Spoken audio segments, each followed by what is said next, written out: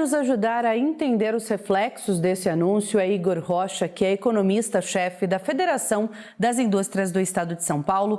Oi, Igor, boa tarde, seja bem-vindo aqui ao TJ Aparecida. Boa tarde, um prazer estar com vocês hoje aqui.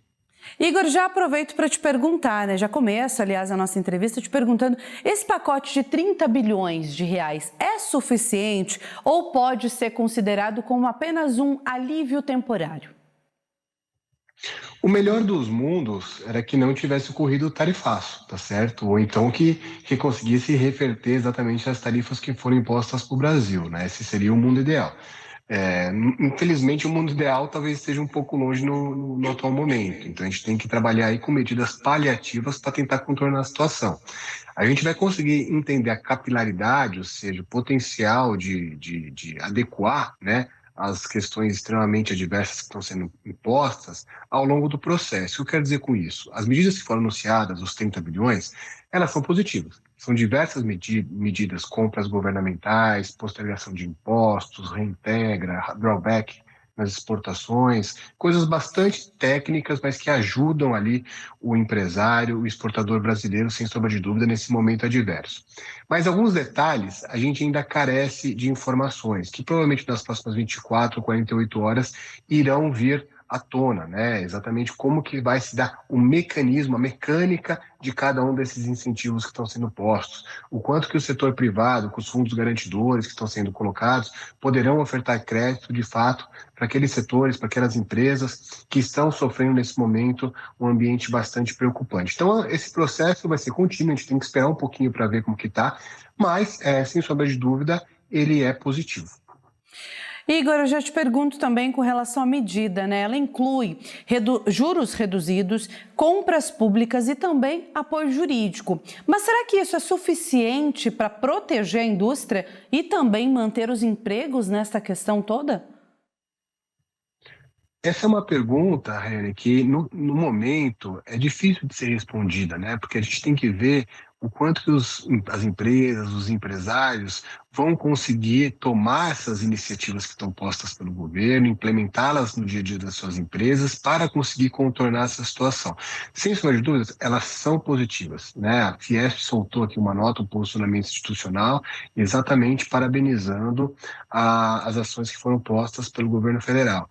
O vice-presidente Geraldo Alckmin, que inclusive é o ministro de Indústria e Comércio do Brasil, teve um contato bastante próximo com o setor produtivo, exatamente colhendo ideias, colhendo informações, um diálogo bastante amplo, para entender quais seriam as medidas que poderiam ajudar a facilitar aí, contornar essa situação no momento. E muitas das coisas que forem implementadas, como por exemplo o diferimento de impostos, as compras governamentais, foram sugeridas pelo setor privado. A gente tem um mercado doméstico muito grande, né? A gente tem mais de 200 milhões de pessoas no Brasil, é um país continental.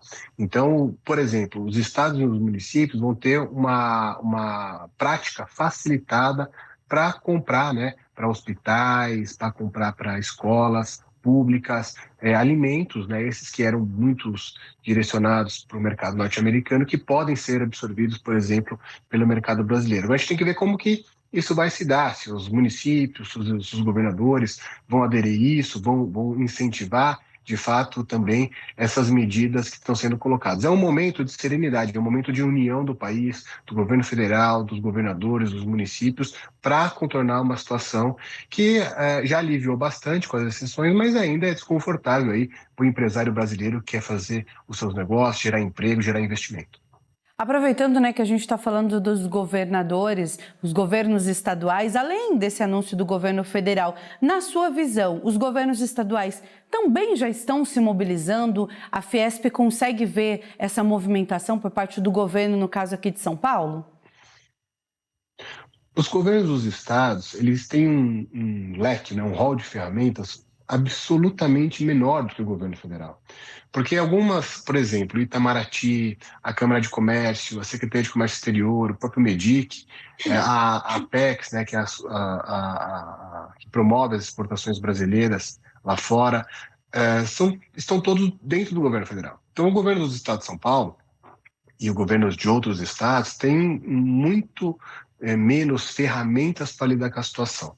Claro que há coisas que podem ser feitas. Vários estados têm as suas agências de fomento para crédito. Por exemplo, você citando aqui o exemplo do estado de São Paulo, aqui a gente tem a Desenvolve São Paulo, uma agência de fomento, como se fosse um pequeno BNDES, tá certo? Que pode ajudar, né, os nossos empresários, nossas empresas brasileiras também nesse sentido, junto com o governo federal. Há a devolução dos créditos de ICMS, que São Paulo tem muito para devolver, que são créditos que, na verdade, já são das empresas e que têm uma morosidade para serem devolvidos por parte dos estados gigantesca. Acelerar aí algo que já é das empresas, a sua devolução desses créditos tributários, também é algo que pode ser feito com maior celeridade. Mas, novamente, as ferramentas, né, exatamente para ajudar a contornar essa situação, está muito ainda no governo federal. E em qualquer país do mundo é assim, né? Geralmente os estados, os municípios têm ferramentas menores do que o governo federal.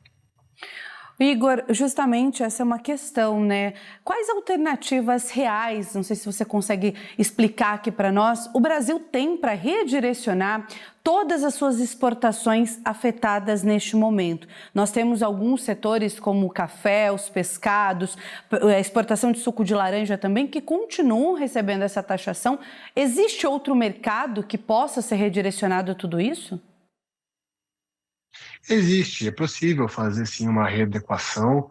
É claro que isso não é um momento, isso não é de curtíssimo prazo, isso é uma visão de médio para longo prazo, porque não se muda, não se prospecta novos mercados com uma celeridade tão grande. Há alguns itens que não foram incluídos nessas exceções que eu acredito que ao longo do processo serão. O exemplo do café, para mim, é algo que deve entrar em algum momento, porque não faz muito sentido os Estados Unidos taxar o café, porque eles praticamente não plantam um pé de café. Então, quem vai mais ser impactado pela tarifa do café vai ser o próprio consumidor americano, tá certo? O Brasil consegue direcionar eventualmente isso mais para a China ou para outros países da Europa, etc. Então, tem coisas que ao longo desse processo ainda vai ter uma acomodação. E tem coisas que, né, simplesmente a gente vai ter que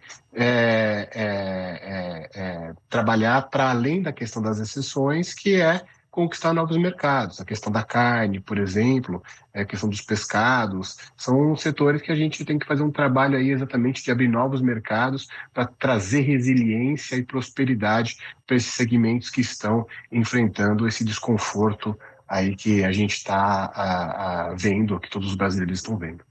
Igor, para a gente finalizar, no anúncio de hoje do governo federal, ficou claro que pequenas empresas terão prioridade. Isso pode deixar de fora os setores industriais estratégicos?